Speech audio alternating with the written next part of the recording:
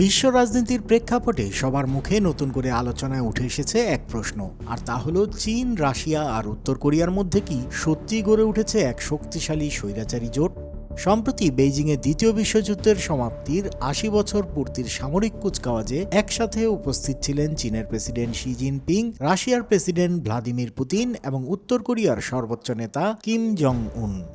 এই তিন পরমাণু শক্তিধর রাষ্ট্রনেতার পাশাপাশি দাঁড়ানোর দৃশ্য শুধু প্রতীকী নয়, বরং পশ্চিমা দেশগুলোকে নতুন করে ভাবতে বাধ্য করেছে। ইউরোপীয় ইউনিয়নের ভাষায় এটি এক ধরনের অটোক্র্যাটিক অ্যালায়েন্স, যা সরাসরি পশ্চিমা নেতৃত্বাধীন আন্তর্জাতিক ব্যবস্থাকে চ্যালেঞ্জ করছে। তবে কূটনীতিক ও বিশ্লেষকদের মতে বাস্তবে এই জোট এখনও একেবারেই অটুট নয়, কারণ এই বিশাল বড় আয়োজনে কোনো আনুষ্ঠানিক ত্রিপক্ষীয় সম্মেলন হয়নি। রাশিয়া ও চীনের মধ্যে আলোচিত গ্যাস পাইপলাইন প্রকল্প নিয়েও অনিশ্চয়তা রয়ে গেছে। দাম ও শর্ত নিয়ে দুই দেশের মধ্যে মতপার্থক্য থাকায় এটি কবে বাস্তবে রূপ নেবে তা স্পষ্ট নয়। কিন্তু এরপরেও প্রতীকী দিক থেকে এই উপস্থিতি গুরুত্বপূর্ণ, কারণ চীন, রাশিয়া আর উত্তর কোরিয়া তিন দেশই এক বিষয়ে ঐক্যবদ্ধ, আর তা হলো যুক্তরাষ্ট্র নেতৃত্বাধীন বৈশ্বিক শৃঙ্খলার প্রতি তীব্র বিরোধিতা। ইতোমধ্যেই জাপানের প্রধানমন্ত্রী তার বিদায়ী ভাষণে সতর্ক করে বলেছেন, এই তিন দেশের কাঁধে কাঁধ মিলিয়ে দাঁড়ানো আমাদের নিরাপত্তার জন্য গুরুতর হুমকি।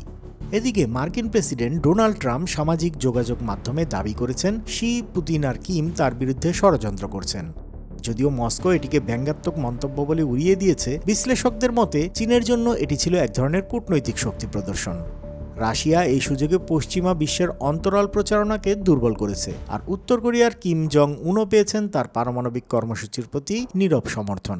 তবে এত বড় শোডাউনের পরেও রয়েছে বাস্তবতা, কারণ আয়োজনে ছিল না কোনো যৌথ সামরিক মহড়ার ইঙ্গিত। বাণিজ্যিকভাবে চীন এখনও রাশিয়ার গমের বাজার খোলেনি নিজ দেশে, আর উত্তর কোরিয়া ইস্যুতে বেইজিং প্রকাশ্যে ডিনিউক্লিয়ারাইজেশন শব্দ ব্যবহার করছে না। অন্যদিকে মার্কিন মিত্ররা ন্যাটো, কোয়াড এবং জাপান, দক্ষিণ কোরিয়া জোটের মাধ্যমে নিজেদের অবস্থান শক্ত করছে।